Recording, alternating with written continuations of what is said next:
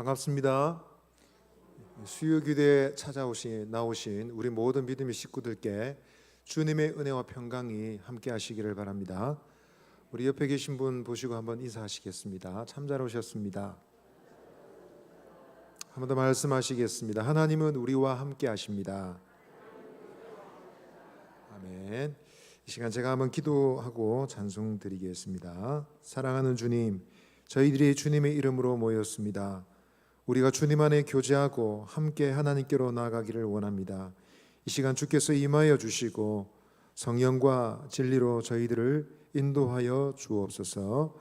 예수님의 이름으로 기도드립니다. 아멘. 우리 찬송 드리겠습니다. 수많은 무리들이 줄지어 그분을 따르기 원하네. 예수 이름 높이세, 예수 이름 높이세. 우리 찬송 드리겠습니다.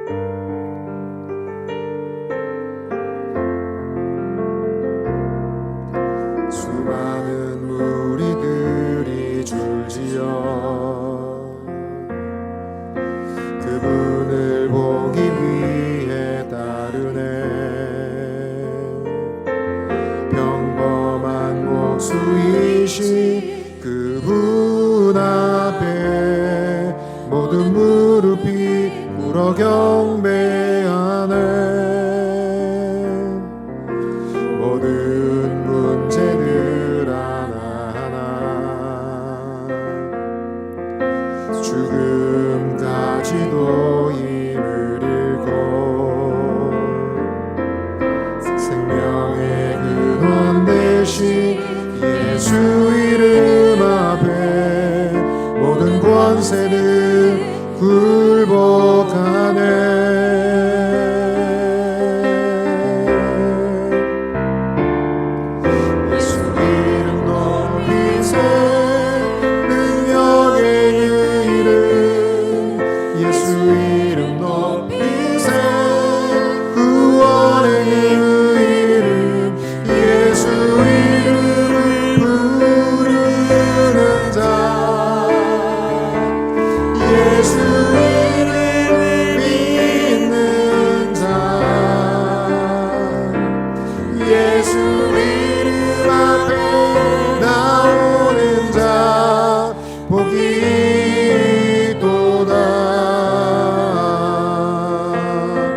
나의 계획이 실패하고 나의 계획이 실패하고 나의 소망이 끊어질 때 삶의 주관자 되신 그분 앞에 나의 무릎을 꿇어 경배하네. 나의 삶을 그분께 맡길 때 비로소 나의 마음 평안해. 구원의 반석 되신 예수의 이름을 소리 높여 찬송하네.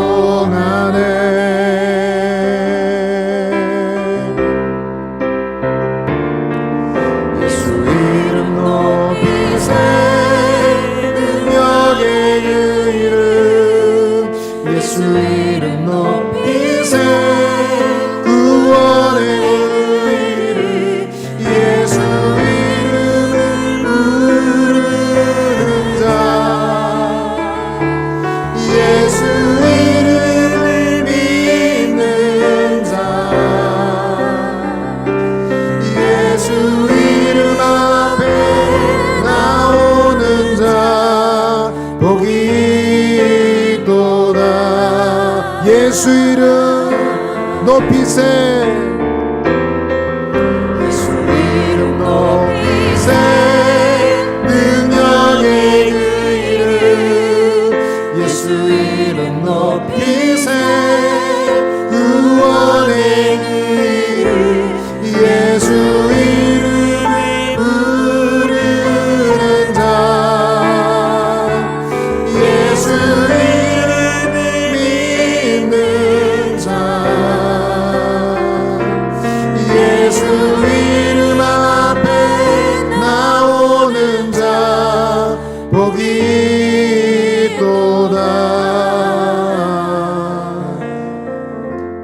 주인 삼은 모든 것 내려놓고 내 주 되신 주 앞에 나가 내가 사랑했던 모든 것 내려놓고 주님만 사랑해. 내가 주인 삼은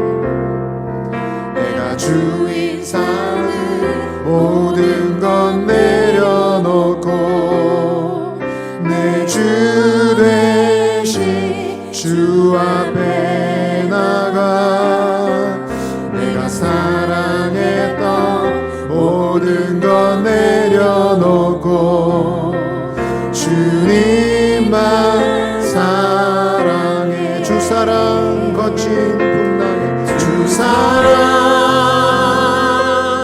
거친 풍랑에도 깊은 바다처럼 나를 잠잠게 해. 주 사랑 내 영혼의 반석. 우리 목소리 높여 찬양하겠습니다. 주 사랑 주 사랑 거친 풍랑에도 깊은 바다처럼 나를 잠잠게 해. 주 사랑 내 영혼의 반석. 그 사랑 위에 한 번 더 고백하겠습니다. 주 사랑 주 사랑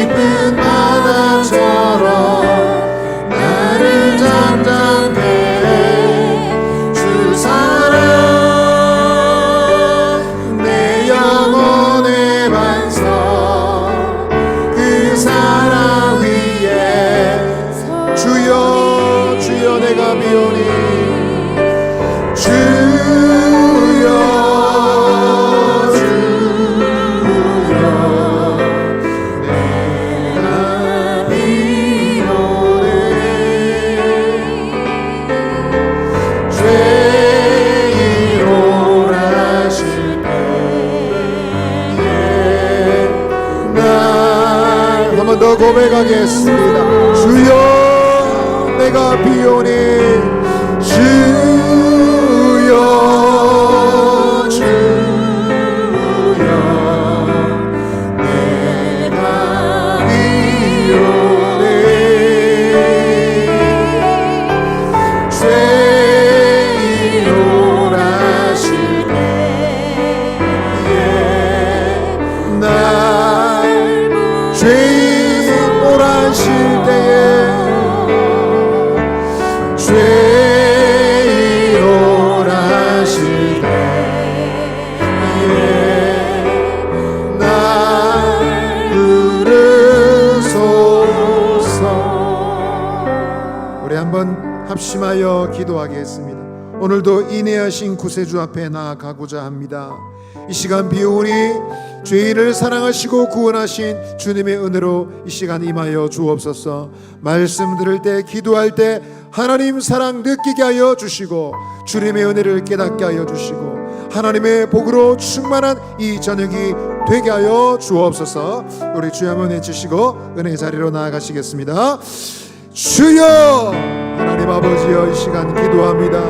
인내하신 구세주 앞에 사랑 많으신 주 앞에 이 시간 나아가고자 합니다. 인생의 주관자이신 주님 앞에 내 영혼이 무릎을 꿇고 주의 얼굴을 구하며 주님 앞에 나아가고자 합니다.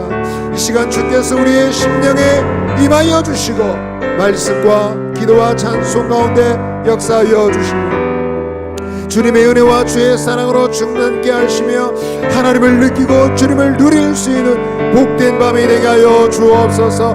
영혼의 쓰임을 주시고 힘과 능력으로 충만하게 하여 주시며 주님을 위하여 살아갈 힘을 얻는 이 저녁이 되게 하여 주옵소서. 예수님의 이름으로 기도하옵나이다. 아멘. 이 시간 우리 함께 11월 암송구절 한번 암송하겠습니다. 오늘은 11월 첫날입니다. 11월 암송구절은 디모데후서 2장 2절 말씀입니다. 우리 함께 한번 읽으시겠습니다. 시작. 디모데후서 2장 2절 말씀. 또 내가 많은 증인 앞에서 내게 들은 바를 충성된 사람들에게 부탁하라. 그들이 또 다른 사람들을 가르칠 수 있으리라.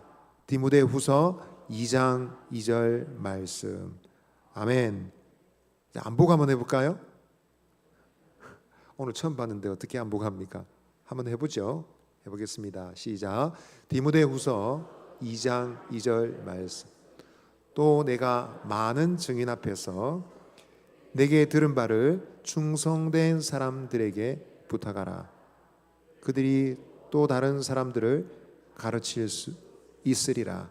디모데후서 2장 2절 말씀. 아멘. 잘 하시네요. 자, 오늘 하나님께서 우리에게 주신 말씀 읽겠습니다. 읽으실 성경은 마태복음 3장 13절로 17절 말씀입니다. 마태복음 3장 13절로 17절 말씀. 우리 천천히 한 목소리로 읽으시겠습니다. 마태복음 3장 13절로 17절 말씀입니다. 시작. 이때에 예수께서 갈릴리로부터 요단강에 이르러 요한에게 세례를 받으려 하시니 요한이 말려 이르되 내가 당신에게서 세례를 받아야 할 터인데 당신이 내게로 오시나이까? 예수께서 대답하여 이르시되 이제 허락하라. 우리가 이와 같이 하여 모든 의를 이루는 것이 합당하니라 하시니 이에 요한이 허락하는지라. 예수께서 세례를 받으시고 곧 물에서 올라오실새 하늘이 열리고 하나님의 성령이 비둘기같이 자기 위에 임하심을 보시더니 하늘로부터 소리가 있어 말씀하시되 이는 내 사랑하는 아들이요 내 기뻐하는 자라 하시니라. 아멘. 우리 옆에 계신 분에게 믿음의 말로 한번 권하겠습니다. 예수님 안에 좋은 일이 있습니다. 한 번 더 말씀하시겠습니다. 예수님 안에서 잘 되어가고 있습니다. 잘 길이와 믿음의 길이가 비례하는 것 같습니다. 우리는 살아가다 보면 우리의 눈과 귀를 주목하게 하는 것들이 세상에 많은 것을 알 수 있습니다. 단 20초, 30초밖에 안 되는 짧은 TV 수많은 광고들이지만 그 짧은 시간에 엄청난 양의 정보를 쏟아내면서 순식간에 사람들의 귀와 눈을 빼앗아가는 많은 영상들이 있습니다. 그 짧은 시간 속에 그 회사가 광고하고 싶은 엄청난 상품에 대한 정보를 쏟아내죠.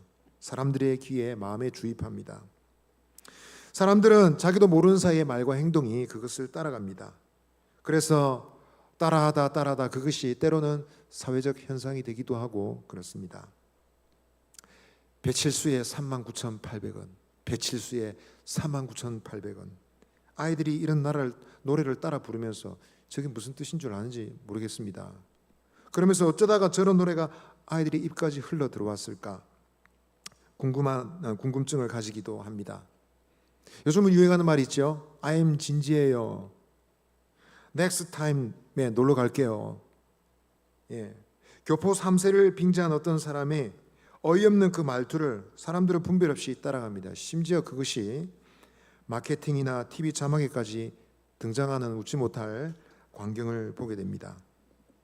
TV는 마치 윤리 도덕을 상실된 곳인 것처럼 사람들은 그런 유행을 거침없이 따라하곤 합니다. 그래서 마치 이 시대는 어떻게 보면 주의력 결핍 장애를 겪고 있는 시대가 아닐까 이런 생각을 하게 됩니다. 마땅히 주목해야 될 것을 주목하지 못한 채 그저 감각적인 소리와 영상에만 반응하고 있는 것 같기 때문에 그렇습니다. 이런 세대는 여러분 누군가 이런 세대를 흔들어 깨울 수 있는 시대의 선각자 역할을 하는 어떤 사람이 필요하겠습니다. 오늘 우리가 본문을 읽을 때 그 배경이 되었던 세례 요한과 같은 사람이 필요하다 할 것입니다. 오늘 우리가 읽은 본문은 예수님이 세례를 받으신 사건입니다. 오늘 우리가 늘 잘 아는 사건이기 때문에 너무도 자연스럽게 보이지만, 그러나 실상 예수님은 세례를 받으실 분이 필요가 없는 분입니다. 예수님께서는 세례를 받으실 필요가 없는 분이라는 사실을 생각할 때 왜 이런 일이 있어야 되는지 우리는 좀 더 깊게, 주의 깊게 본문을 살펴보게 됩니다. 그래서 우리가 주목해야 될 그리스도, 그리고 세상으로 하여금 주목하게 해야 될 그리스도가 어떤 분인지를 우리는 비로소 알게 되는 것입니다. 한번 따라서 하시죠. 우리가 주목해야 될 그리스도. 한번 더 따라하시겠습니다. 세상이 주목해야 될 그리스도. 오늘 그것에 대해서 생각해 보기를 원합니다. 왜 예수님을 주목해야 될까요? 왜 세상으로 하여금 그리스도를 주목하게 해야 되겠습니까? 오늘 본문은 무엇을 말하고 있을까요? 오늘 본문을 통해서 얻을 수 있는 교훈의 첫 번째는 그리스도는 복음의 시작이 되신 그리스도이시다라는 것입니다. 한번 따라 하시겠습니다. 복음의 시작이 되신 그리스도. 오늘 13절 말씀 보시면 이렇게 되어 있습니다. 이때에 예수께서 갈릴리로부터 요단강에 이르러 요한에게 세례를 받으려 하시니 했습니다. 13절 말씀 시작은 이때에라는 말로 시작이 되고 있습니다. 이때는 시간을 가르쳐 주는 부사이죠. 이때에 시간을 가르쳐 주는 말입니다. 그러나 그것은 그저 물리적인 시간, 연대기적 시간만을 가르쳐 주는 말이 아닙니다. 자세히 보시면 이 말은 앞말과 뒷말을 연결시켜 주는 연속성을 강조하고 있는 표현이라고 할 수 있습니다. 그러면 그 앞말을 받고 있다면 그 앞말의 내용은 무엇일까요? 우리가 읽진 않았지만 11절 12절 말씀인데요. 한번 읽어보겠습니다. 같이 읽겠습니다. 시작. 나는 너희로 물로 세례를 베풀거니와 내 뒤에 오시는 이는 나보다 능력이 많으시니 나는 그의 신을 들기도 감당하지 못하겠노라. 그는 성령과 불로 너희에게 세례를 베푸실 것이요 손에 키를 들고 자기의 타작마당을 정하게 하사 알곡은 모아 곡간에 들이고 쭉정이는 꺼지지 않는 불에 태우시리라. 아멘. 세례 요한은 광야에서 하나님 말씀을 전했습니다. 하나님이 그에게 주신 메시지를 전했습니다. 큰 소리로 전했습니다. 그의 메시지는 크게 두 가지입니다. 첫 번째는 회개하라 라는 것입니다. 그의 첫마디가 무엇입니까? 회개하라, 회개하라, 천국이 가까웠느니라 라는 외침이었습니다. 이것이 우선적이고 강력한 메시지였습니다. 이스라엘 백성들로 하여금 그들의 마음을 돌이켜서 하나님의 행하실 위대한 일 앞에 마음이 준비되게 하는 것이었습니다. 그리고 그의 두 번째 메시지는 내 뒤에 어떤 분이 온다라는 것입니다. 내 뒤에 오신 분이 있다, 즉 그리스도가 오신다라는 것을 알리는 예고였습니다. 요한은 회개의 세례를 베풀었지만 그 뒤에 오시는 분은 성령과 불로 세례를 주시는 분이다라는 것입니다. 성령으로 주시는 세례는 무엇일까요? 참된 회개의 변화로 이끄는 세례입니다. 요한은 경고하고 경책하여 두려운 마음을 갖게 하여 회개의 마음을 갖게 했지만 그 뒤에 오시는 그리스도는 성령으로 세례를 주심으로 참된 영혼의 회개, 참된 인격의 변화를 주시는 분이시다라는 것입니다. 이런 문맥 속에서 말씀을 전하고 있을 때 바로 그때에 그리스도께서 등장하셨다라는 것입니다. 그러므로 주님께서 세례를 받으신 이 사건의 첫 번째 의미는 구약 성경과의 연속성, 그리고 가깝게는 세례 요한의 메시지와의 연속성을 보여준다 할 것입니다. 즉 예수님이야말로 구약에서 예언하신 그 메시아이시고 특별히 세례 요한이 전하고 있는 바로 그 그리스도이다라는 것입니다. 요한보다 능력이 많으시고 성령과 불로 세례를 주시는 분이시며 알곡과 죽정이를 가려서 심판하시는 심판자이시다라는 것입니다. 이와 같은 속에 예수님이 등장하시는데 이 예수님은 공생의 사역을 위한 등장과 그분의 활동이 이제 시작이 됐다는 것을 예수님의 출을 통해서 보여주시는 것입니다. 여러분, 구약과 신약 사이에는 얼만큼의 공간이 있을까요? 여러분 성경에는 구약 성경과 신약 성경 사이에 거의 빈 공간이 없을 것입니다. 옛날 성경은 한 페이지 정도 비워놨는데 요즘은 편집을 잘해서 아예 그 빈 틈도 없습니다. 우리가 성경만 읽다 보면 구약과 신약은 바로 이어져 있다라는 생각을 하게 됩니다.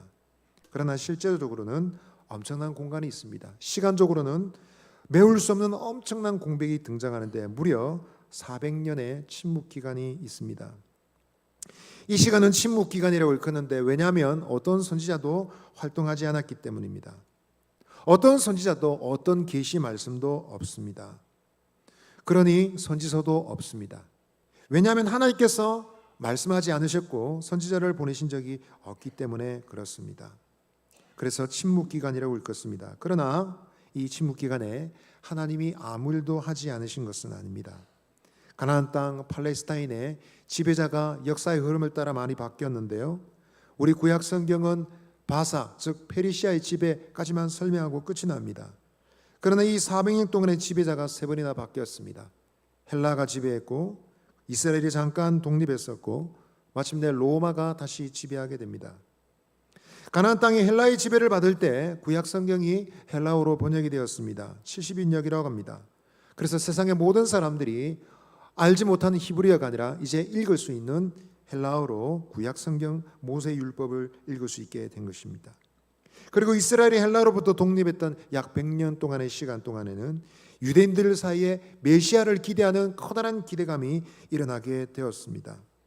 그리고 또다시 이스라엘이 로마의 지배 가운데 있을 때 로마는 그 지중해 주변에 있는 모든 나라에 자기가 지배하고 있던 제국 내 영토에 전역에 도로를 깔았습니다. 길을 열었습니다. 이 길을 통해서 군사를 보내서 반란을 제압하려고 했지만 결과적으로 이 길은 장차의 전도자들이 복음을 들고 온 지중해 주변을 돌아다니게 되는 전도의 통로가 되게 된 것입니다. 세상이 변화되면서 하나님께서 이렇게 하나님 나라를 위한 준비를 착착하신 시간이 400년 침묵 기간이라 할 수 있습니다. 그래서 이 모든 것이 준비되었을 때 마침내 그리스도께서 오신 것입니다. 예수님이 이때 오신 것은 구원사적으로 매우 적절한 시기라 할 수 있습니다. 이것을 볼 때 때와 시기를 아시고 섭리하신 하나님께서 바로 그때에 그 적절한 시기에 당신의 아들을 보내신 것입니다. 갈라디아서 4장 4절 말씀은 이렇게 말하고 있습니다. 때가 참에 하나님이 그 아들을 보내사 여자에게서 나게 하시고 율법 아래에서 나게 하신 것은 했습니다. 때가 차서 하나님의 시간이 딱 찼을 때 하나님께서 그 아들을 보내셨다 하셨습니다. 그리고 세례 요한이 명백하게 자기 뒤에 내 뒤에 오신 분이 있다라고 말하면서 그리스도를 소개하는 그 설교하는 그 시간의 그 찰나에 바로 예수님께서 요단강으로 나아가신 것입니다. 우리 이 문맥을 살필 때 하나님은 구원의 역사를 특별히 그 시간을 주관하시는 분이신 것을 알 수 있습니다. 그러므로 구원이란 것은 뜬구름 잡는 이야기가 아니라 인간의 시간 속에 들어온 생생한 현실이다라는 것입니다. 예수님이 인간의 세계 속으로 들어오셨습니다. 그래서 예수님의 이야기는 세상에 말하는 신화와 동급으로 다뤄질 수 없습니다. 그리스 로마 신화, 당구 신화 등 수많은 신화 이야기처럼 함부로 다뤄질 수 없습니다. 사람의 이야기와 하나님의 이야기는 같을 수가 없는 것입니다. 그러므로 우리는 그리스도의 사건을 우리의 삶 속에서 실제적 사건으로 붙들 수 있어야 됩니다. 공허한 이야기가 아니라 우리의 세계 속으로 주어진 이야기로 붙들기 위해서 우리는 주님의 시간표를 알아야 됩니다. 그리스도께서 이 세상에 오실 때 세상에는 무슨 일이 있었는지, 그때가 어느 때인지, 그때 배경은 어떠했고 그때는 왜 중요한지 우리는 알아야 되겠습니다. 그리고 그 복음의 시간표가 어떻게 흘러가고 있는지 우리는 성실하게 배워야 되겠습니다. 왜냐하면 성경을 기록한 이 기록자들이 공통적으로 주님이 오신 이 시간을 강조하고 있고 그 시간을 자세하게 설명하고 있기 때문입니다. 오늘 우리가 읽은 3장 읽지 않은 본문 3장 1절부터 끝까지 전체를 살필 때 시간을 설명하는 부분이 3번이나 등장하고 있습니다. 3장 1절에 그때에 라고 말했습니다. 3장 5절에는 이때에 라고 말했습니다. 그리고 3장 13절은 또다시 이때에 라고 말하고 있습니다. 이 시간이라는 것은 그저 물리적 시간을 말하는 것이 아니라 의미적 시간, 중요석의 시간이라고 할 수 있습니다. 마치 우리 집에 아이들이 첫 아이가 태어났을 그때처럼 여러분들이 집에 자녀들이 있는 분들은 첫 번째 아이가 태어났을 때를 기억하실 것입니다. 그리고 그 첫 아이가 처음으로 뒤집기를 성공한, 가만히 누워 있다가 뒤집을 때를 성공한 그 순간을 여러분 기억하실 것입니다.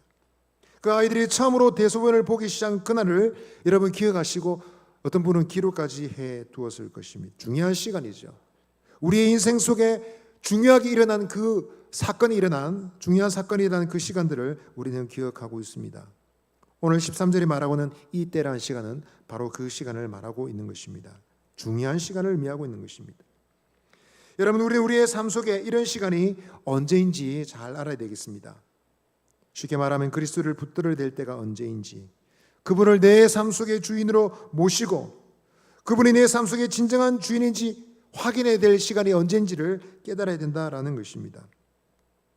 또한 나아가서 그분이 나뿐만 아니라 다른 사람에게도 그분이 주인이 되시고 왕이 되셔야 될 시간이 언제인지를 깨달아야 된다라는 것입니다.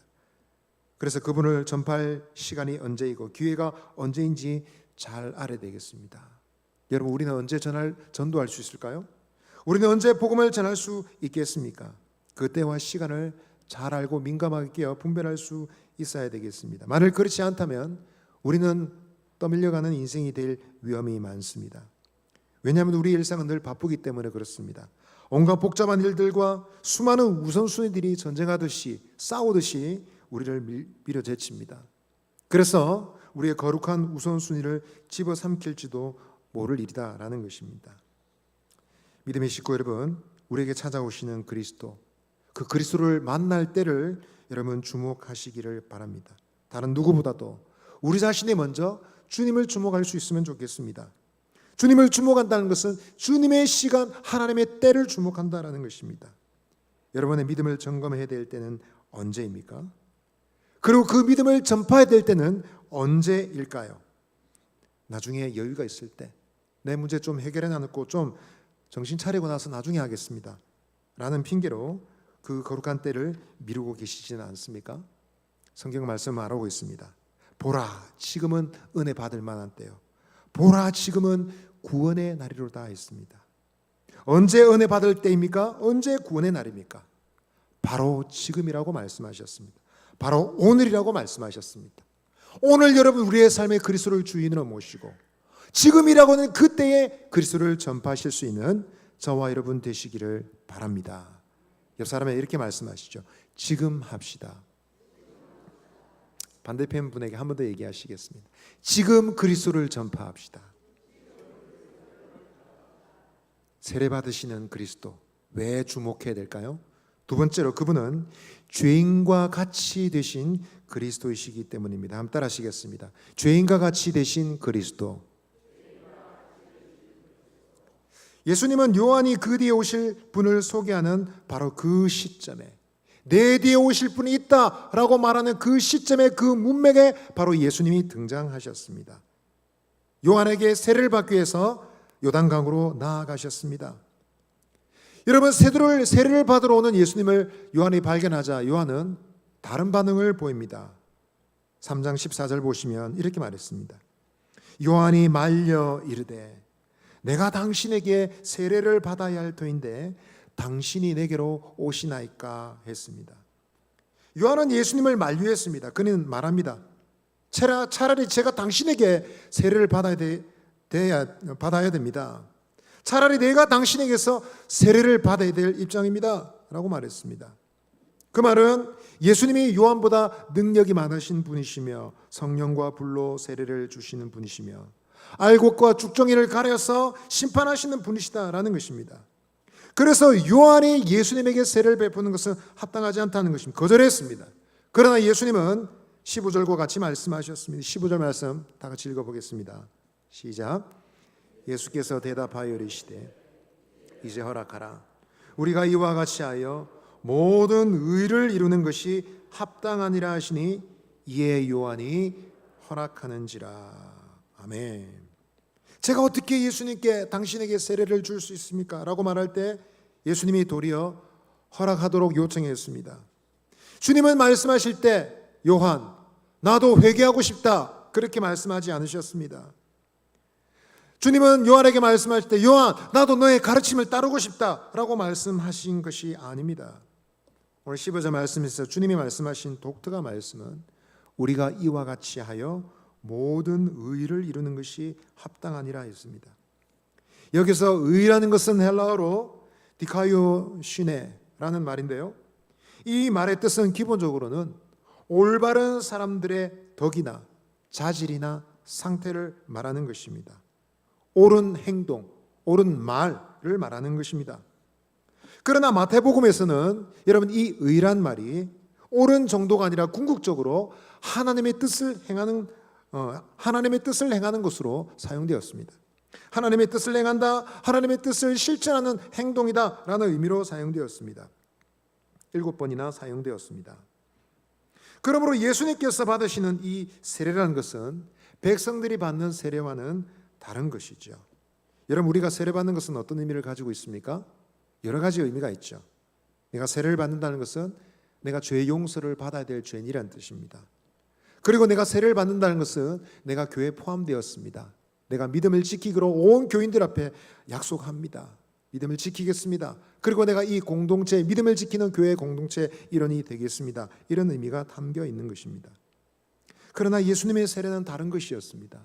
우리가 예수님의 세례를 주목해야 될 이유는 예수님이 이 세례 받으신 일은 그분이 어떤 분이신지 그 존재를 드러내는 것이었기 때문에 그렇습니다. 요한의 세례는 죄인된 인간의 현 주소를 드러내어 줍니다. 그러나 예수님께서는 그 똑같은 예식에 참여하면서 자신이 죄인이라는 것을 드러낸 것이 아니라 죄인된 인생의 짐을 함께 짊어지고 그 자리로 나아가신 것입니다. 쉽게 말하면 예수님이 죄인과 동일시되는 것으로 마치 죄인이신 것처럼 자신의 죄로 자신의 어깨에 짊어지신 것입니다. 그래서 그분은 죄인이 있는 곳에 계시며 회개할 동기가 있는 자들의 짐을 짊어지시는 분으로 지금 이 현장에 계신 것입니다. 또한 동시에 예수님은 그 행위를 통해서 하나님의 뜻을 드러내셨습니다. 하나님의 뜻은 예수님도 회개해야 된다 이런 것이 아닙니다. 하나님의 뜻은 예수님도 세례 요한의 가르침을 따르고 있구나 이런 것이 아닙니다. 여기서 하나님 뜻, 우리가 모든 의를 이루는 것이 합당하다 할 때 이것이 하나님의 뜻을 이루는 것이라 할 때 이 하나님의 뜻이라는 것은 하나님의 구원 역사를 이루는 것입니다. 좀 어려운 것인데 여러분 중요하니까 잊어버리시면 안 됩니다. 여기서 말하는 의가 어떤 것이라고요? 하나님의 구원입니다. 인류를 구원하는 하나님의 뜻을 이루는 것입니다. 인류를 구원하시는 하나님에게 예수님께서 왜 이런 생각을 하실 수 있을까요? 왜 이런 행동을 하실 수 있을까요? 그 이유는 예수님께서 이스라엘의 대표가 되시기 때문입니다. 뿐만 아니라 그분은 인류의 대표로서 이런 행위를 하시는 것입니다. 그래서 예수님이 세례받으심 속에는 구원의 메시지, 구속의 메시지가 담겨 있다라고 할 것입니다. 그래서 예수님은 이 일을 위해서 이제 공생의 사역을 시작하시는 것입니다. 우리가 주목해야 될 것은 바로 속죄의 은혜입니다. 여러분, 이 속죄의 은혜라는 것은 인생에 가장 주목해야 될 성경의 가장 핵심 메시지입니다. 왜냐하면 여기서 생명이 시작되고 구원이 시작되기 때문에 그렇습니다. 이것은 성경이 가장 강조하는 강조점이라고 할 수 있습니다. 우리 이미 알고 있습니다. 구약 성경에서 이스라엘 백성들이 모든 백성들이 삼척 동자도 다 아는 모형이 있습니다. 그것은 바로 성막의 모형이죠. 여러분, 이 성막에서 여러분 많은 제사가 드려졌는데 특별히 이스라엘 대제사장은 1년 중에 딱 한 번 7월 10일이 되면 정교력 7월 10일이 되면 이 대속죄일이 되면 염소의 피를 가지고 성막 지성소로 나아갑니다. 그리고 언약궤 위에 그 시온새의 피를 붓습니다. 그러면서 백성들의 죄를 용서해달라고 백성들의 죄를 속하는 예식이 있습니다. 그것이 가장 성막의 가장 깊고 은밀한 곳에 그 1년 중에 가장 그 중요한 날에 행해지는 예식이다라는 것입니다. 우리는 잘 알고 있습니다. 예수님께서 제자들에게 마지막으로 부탁하신 것이 무엇인지. 고난받으시기 전에 마지막 만찬을 나누시면서 주님은 살과 피를 기념하게 하셨습니다. 특별한 그 예식을 제정하시면서 이것은 내가 너희를 위해서 주는 피다, 이것은 너희를 위해서 찢는 살이다 말씀하시면서 주님이 다시 오시는 날까지 이것을 행하여 나를 기억해라, 나를 기억해라 라고 명령하시고 부탁하셨습니다. 신약 성경 계속 이런 강조점이 있습니다. 사도행전 10장에서 베드로는 로마 백부장 고넬료의 초청을 받았습니다. 요빠라는 곳에서 가이사랴까지 갔는데 거기 갔더니 고넬료와 그의 친구와 친척들을 다 불러 모으고 베드로의 설교를 듣기 위해 기다리고 있었습니다. 베드로는 그들 앞에서 이방인이었지만 그들에게 하나님 말씀을 전했는데 베드로 사도는 예수님이 전하신 복음과 그리고 예수님의 고난과 죽음을 전파했습니다. 그리고 예수님의 부활을 증언했습니다. 그리고 마침내 그의 메시지는 이렇게 마무리되는데요. 사도행전 10장 43절 보시면 그에 대하여 모든 선지자도 증언하되 그를 믿는 사람들이 다 그의 이름을 힘입어 죄의 사함을 받는다 하였느니라 하고 메시지를 마무리했습니다. 세상 모든 사람들이 다 예수 그리스도 그의 이름을 힘입어 죄의 사함을 받습니다 라고 말하는 순간 성령께서 역사하셨습니다. 사도행전 10장 그 뒤에 말씀 보시면 이 말을 할 때에 성령이 말씀을 듣는 모든 사람들에게 내려왔더니 46절에는 방언을 말하며 그들 모두가 하나님을 높였다라고 말하고 있습니다. 여러분, 이런 성경의 강조점은, 성령의 역사하심은 이 메시지야말로, 즉 속죄의 은혜의 메시지야말로 복음의 최고의 정점이라는 것을 가르쳐 주고 있는 것입니다. 여러분, 우리가 복음을 알 때 무엇이 복음의 시작이고 무엇이 복음의 마침인지 알아야 되겠지만 가장 중요한 복음의 메시지, 복음의 정점이 무엇인지 여러분 알 수 있는 저 여러분 되시기를 바랍니다. 아멘. 복음의 정점이 무엇입니까? 복음의 가장 핵심이 무엇입니까? 하나님의 속죄의 은혜이죠. 그래서 우리 교회 여러분 지붕 꼭대기는 십자가가 달려 있습니다. 우리 교회 십자가 보신 적 있으십니까? 다 보셨죠? 왜 십자가 달아놨을까요? 여기는 교회입니다, 이런 뜻일까요? 아닙니다. 그 십자가는 우리의 가장 소중한 메시지는 바로 그리스도의 속죄의 은혜입니다. 온 세상의 가장 중요한 메시지는 죄를 용서해 주시는 하나님의 은혜입니다 라는 것을 천명하는 것입니다. 바라긴 여러분, 우리 자신이 먼저 이 십자가를 마음에 품고 살아갈 수 있게 되기를 바랍니다. 옆 사람이 한 번 더 말씀하시죠. 십자가를 주목합시다. 여러분, 왜 십자가를 주목해야 될까요? 죽으실 이유가 없는 그리스도께서 죽으신 이유 때문에 그렇습니다. 그 이유 속에는 여러분 하나님의 절대 사랑의 메시지가 담겨 있습니다. 하나님의 사랑의 메시지, 하나님의 사랑은 인간의 사랑과 비교할 수가 없습니다. 부모 자식 간의 사랑이나 연인 간의 사랑이나 친구와의 우정과 비교할 수 없는 사랑이 담겨 있습니다. 세상에 많은 사람들이 여러분 사람으로부터 참된 사랑을 기대합니다. 나를 좀 더 사랑해 주세요. 나를 좀 더 따뜻하게 대해 주세요. 나를 좀 더 인정해 주세요. 그렇게 완전한 사랑을 기대하다가 결국은 실망하고 지쳐버리고 상처받죠. 어느 누구도 이 세상엔 여러분 우리에게 절대적 사랑, 완전한 사랑을 제공해 줄 수 없는 거 다 알고 있습니다. 그럼에도 불구하고 우리의 마음의 욕구는 왜 당신이 나를 좀 더 사랑하지 않습니까? 이런 불만이 있습니다. 예수님처럼 인생을 사랑해 줄 수 있는 존재는 아무도 없습니다. 오직 예수님만이 우리를 완전하게 사랑해 주십니다. 그분은 전인격적으로 우리를 사랑하시고 우리의 전인격을 그분의 사랑으로 채워주십니다. 이런 사랑을 그리스도로부터 받는 사람들은 사랑이 충만합니다. 내면이 건강합니다. 영혼이 안전합니다. 그래서 사람들에게 사랑을 더 다오라고 쪼아붙이지 않습니다. 다른 사람 괴롭히지 않습니다. 오히려 다른 사람들에게 사랑을 나눠줄 수 있는, 사랑을 흘러가게 할 수 있는 준비가 되어 있는 사람들입니다. 저 여러분이 그와 같은 사람들 되시기를 바랍니다. 아멘. 나아가서 우리는 사람들이 이 사랑에 주목하게 해야 될 사람들입니다. 우리뿐만 아니라 얼마나 세상에 많은 사람들이 참된 사랑에 목말라 있는지 모릅니다. 그것을 기대하다가 실망하고 지친 사람들이 세상에 널려 있습니다. TV를 보십시오. 어떻습니까? TV는 마치 시대의 잘못된 유행을 재생산하는 경향이 있는 것 같습니다. 많은 드라마나 프로들이 여러분 말하고 있는 것은 당신 그 지긋지긋한 결혼생활 벗어버리면 더 좋은 기회가 올지도 몰라요. 마음에 들지 않는 배우자를 갖다 버리면 백마탄 왕자가 나타날지도 몰라요. 이런 환상을 심어준 듯 합니다. 그러나 현실은 환상과 너무도 다릅니다. 그런 유행 속에서, 환상 속에서 사람들은 더 많이 방황하고 사람들의 상처는 더 깊어져 가고 있습니다. 이런 세상의 현실이 우리가 그리스도를 전파해야 될 이유가 되는 줄 믿습니다. 우리는 모두 그들에게 나아가서 오직 예수 그리스도만이 참된 사랑의 자원이 되신다는 사실을 빨리빨리 서둘러서 알려주어야 되겠습니다. 세례 받으신 예수님, 우리가 왜 주목해야 될까요? 마지막으로 본문을 통해서 우리가 얻을 수 있는 교훈은 예수님은 하나님의 영광을 드러내신 그리스도이시기 때문에 그렇습니다. 한번 따라 하시겠습니다. 하나님의 영광을 드러내신 그리스도. 여러분 16절 말씀 다시 읽어보겠습니다. 16절입니다. 시작.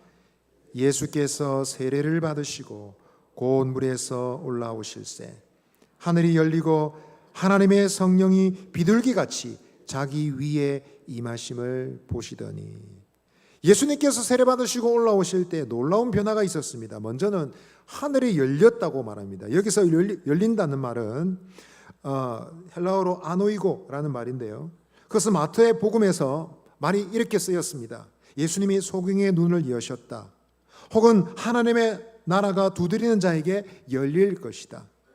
예수님이 운명하시는 순간에 무덤이 열렸다 할 때 쓰였던 단어입니다. 그런데 여기서 이 동사는 수동태로 쓰여졌습니다. 열렸다라는 것입니다. 주체는 누구일까요? 누가 열었겠습니까? 하늘을 누가 열었겠습니까? 하나님이 여신 것입니다. 굳게 닫혀있던 하늘이 이제 하나님께서 여신 것입니다. 언제요? 예수님께서 세례를 받으시고 올라오실 때 하나님께서 하늘 문을 여셨습니다. 하나님의 관심과 사랑이 이제 열려서 땅에 내려지게 된 것입니다.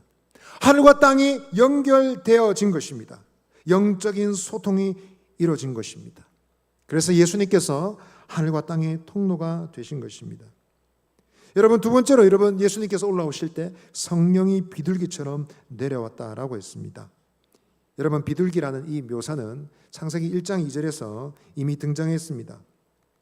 성령께서, 하나님께서 창조하신 이 세상, 아직 혼돈 가운데 있을 때 성령이 수면 위에 운행하셨다 했습니다. 그때 운행한다라고 말할 때 비둘기가 나는 이 단어로 묘사했습니다. 그것은 마치 새끼를 품고 있는 어미새와 같은 형상으로 묘사하신 것입니다.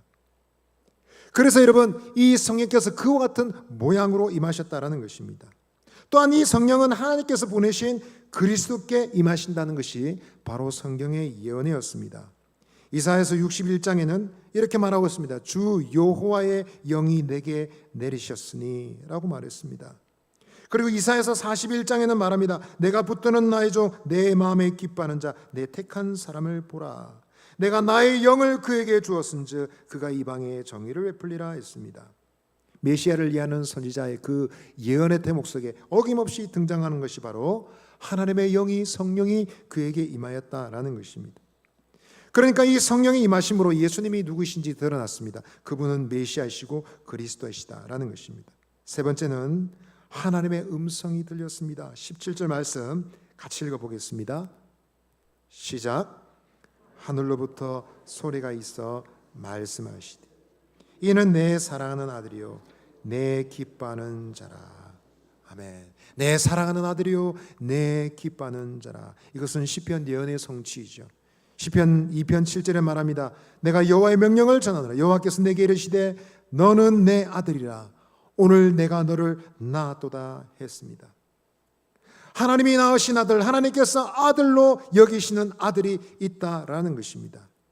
그 말씀을 여러분 인용하여 이제 마태복음 3장 17절은 이는 내 사랑하는 아들이요 했습니다.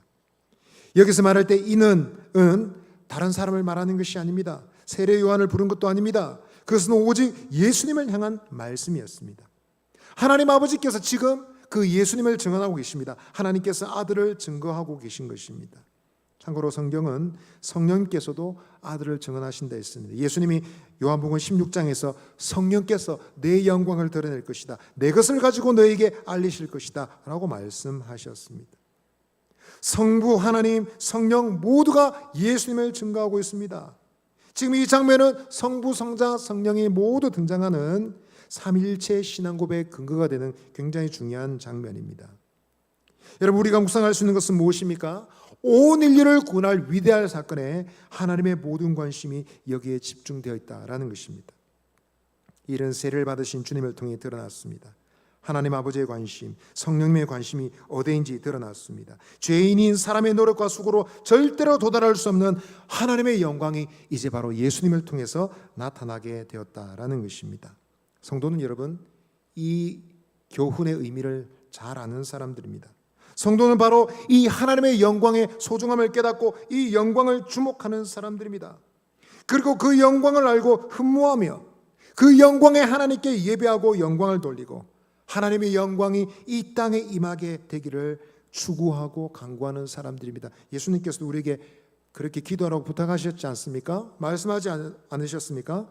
대개 나라와 권세와 영광이 아버지께 영원히 있사옵나이다. 너희는 그렇게 기도하라 말씀하지 않으셨습니까? 여러분, 이 하나님의 영광, 성부와 성자와 성령을 통해 나타난 이 영광을 살아야 사람들이 바로 성도들인 줄 믿습니다. 믿음의 식구 여러분, 이 예수 그리스도 안에서 하나님의 영광은 가장 온전하게 나타나고 이 예수 그리스도 안에서 하늘과 땅은 연결되는 줄 믿습니다. 갈라지고 깨어지고 분열되고 서로 싸우고 전쟁터가 되어 있는 이 세상도 바로 예수 그리스도 안에서 하나가 되고 연결되는 줄 믿습니다. 이 예수님을 통해서 우리는 모두 아버지의 나라, 하나님의 나라로 들어갈 수 있음을 믿습니다. 그 나라에서 예수님을 통해서 그 나라로 들어가는 사람들은 누구든지 주와 함께 다스릴 약속이 남겨져 있는 것입니다. 이 영광을 나는 사람들은 이 영광을 바라며 추구하며 살아가게 되는 것입니다. 바라긴 여러분, 저와 여러분이 이 영광을 위해서 살아갈 수 있게 되기를 바랍니다. 말씀 마무리하겠습니다. 반짝이는 모든 것이 금은 아닙니다. 세상 영광은 쉽게 시들어 버릴 수 있습니다. 우리의 건강한 육체도 시간이 지나면 늙고 병들고 지칩니다. 돈은 있다가도 사라지는 것이며 우리가 얻었던 영광도 여러분 돌아서서 수치와 모욕이 될 수도 있습니다. 성도들은 이 세상 영광의 가치를, 속성을 잘 알고 영원한 영광을 추구하는 사람들입니다. 영원한 영광을 사모하여 그것을 바라보고 헛된 것과 그것을 바꾸지 않는 저 여러분 되시기를 바랍니다. 눈에 보이는 것, 귀에 들리는 것만 따라가는 것이 아니라 내 귀에 들리고 내 눈을 자극하는 그런 여러분 세상의 소식에만 반응하는 것이 아니라 마땅히 보고 마땅히 귀를 기울여야 될 것에 의도적으로 결단하여 주목하여 그리스도를 주목하고, 그래서 세상으로 하여금 그리스도를 주목하게 만드는 성도들 되시기를 바랍니다. 우리 옆에 계신 분에게 말합시다. 그리스도를 주목합시다. 한 번 더 말씀하시겠습니다. 그리스도를 주목하게 합시다. 아멘. 아멘. 우리 말씀 생각하며 한번 찬송하겠습니다. 주 예수보다 더 귀한 것 없네. 우리 찬송 드리며 1절 찬송 드리며 우리 말씀 생각하며 하나님께 우리의 찬송으로 신앙 고백 드리겠습니다.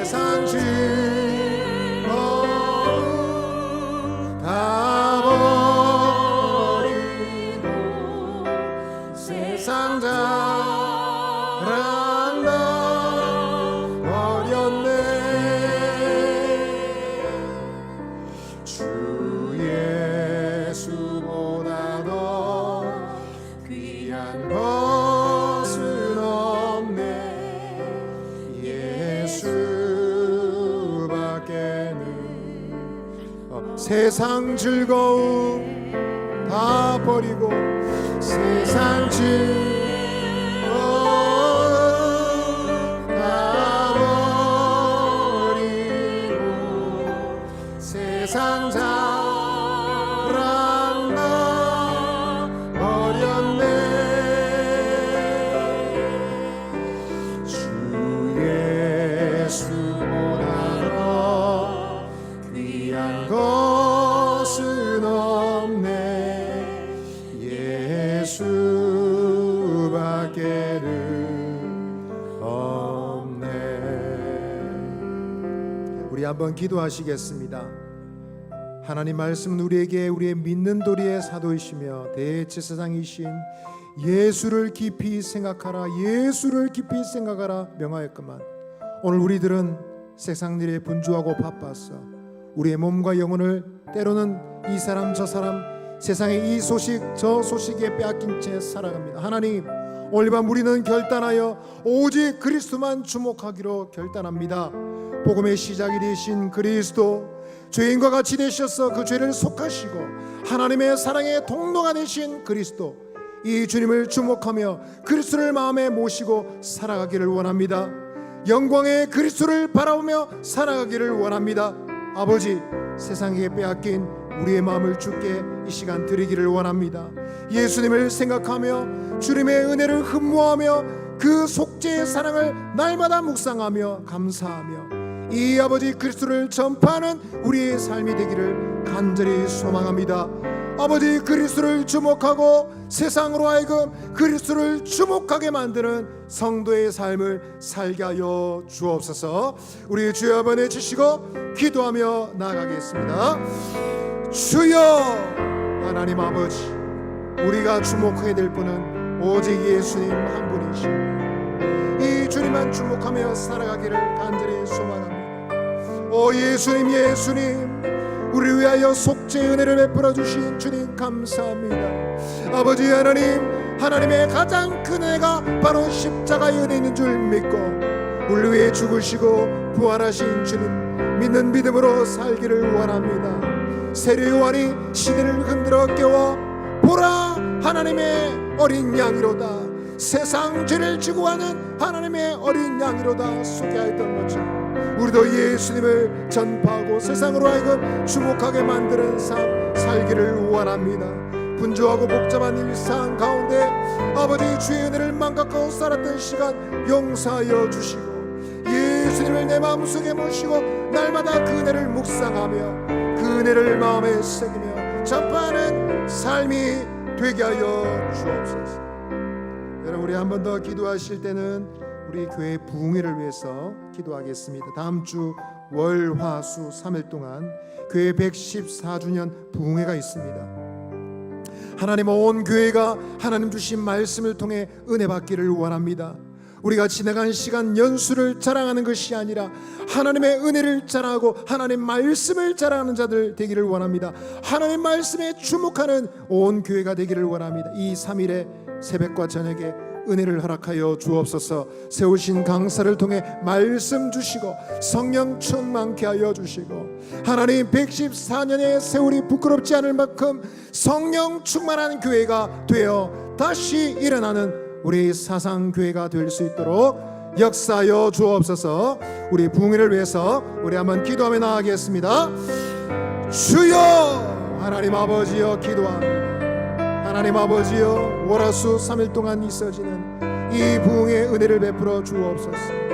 말씀과 성령으로 충만하게 되기를 원합니다. 우리의 자랑이 다른 데 있는 것이 아니라 하나님 말씀을 자랑하고 은혜를 자랑하는 삶이 되게 하여 주옵소서. 거룩하신 아버지 하나님, 그리하여 이 말씀의 은혜를 전파하고 이를 위해 준비된 사상교회가 될 수 있도록 은혜 더하여 주시고 앞으로 우리에게 맡겨진 수많은 사명들을 이 말씀의 은혜를 의지하여 감당할 수 있도록 주여 역사하여 주옵. 세워주신 강사 목사에게 성령 충만케 하여 주시고 은혜를 더하여 주옵소서. 주여 은혜를 부어 주시옵소서. 우리 이 시간에 기도하실 때 우리 믿음의 교우들 가운데 투병 중인 우리 믿음의 식구들이 있습니다. 큰 질병, 작은 질병으로 고통받는 분들 있습니다. 하나님, 이 저녁에 그들을 위해 기도합니다. 은혜를 베풀어 주옵소서. 하늘과 땅의 통로가 되신 예수님, 이 시간 저희들은 예수님의 이름을 의지하여 우리의 믿음의 교우들을 위해 기도하겠습니다. 아픈 가정마다, 하나님, 문제가 있는 가정마다 주께서 임하여 주시고 하나님의 긍휼을 덧입게 하여 주옵소서. 우리 더불어 개인적인 기도 제목도 함께 기도하시겠습니다. 이 시간 주여 한번 크게 외치시고 자유롭게 기도하며 돌아가겠습니다. 주여, 하나님 아버지, 주의 은혜를 구합니다. 우리의 믿음의 식구들을 주님 불쌍히 여겨주시고 투병 중인 아버지 성도들이 있습니다. 하나님의 자비하신 손길을 베풀어 주시고 자들이 주의 긍휼을 덧입게 되기를 기도합니다. 예수님, 예수님, 하늘과 땅의 통로가 되시고 아버지 연결이 되신 예수님 의지하여 나아갑니다. 하나님의 사랑이 임하기를 원합니다. 저들이 육체를 고쳐주시고 질병을 고쳐주시고 근심에 근심이 하나님 떠나게 하여 주시고 아버지 하나님, 기도가 주님의 이름으로 응답되게 하여 주옵소서. 아버지여 도와주시고 긍휼을 베풀어 주시고 가정마다 있는 아버지 근심과 걱정과 눈물이 하나님의 사랑과 은혜로 치유하고 고침받아 아버지 은혜가 임하게 하여 주옵소서. 오늘 밤 개인적인 기도 제목 드립니다. 간구할 때 하늘로부터 응답하여 주시고 주님 은혜 받고 아버지 하나님 응답을 가지고 돌아가는 밤 되게 하여 주옵소서.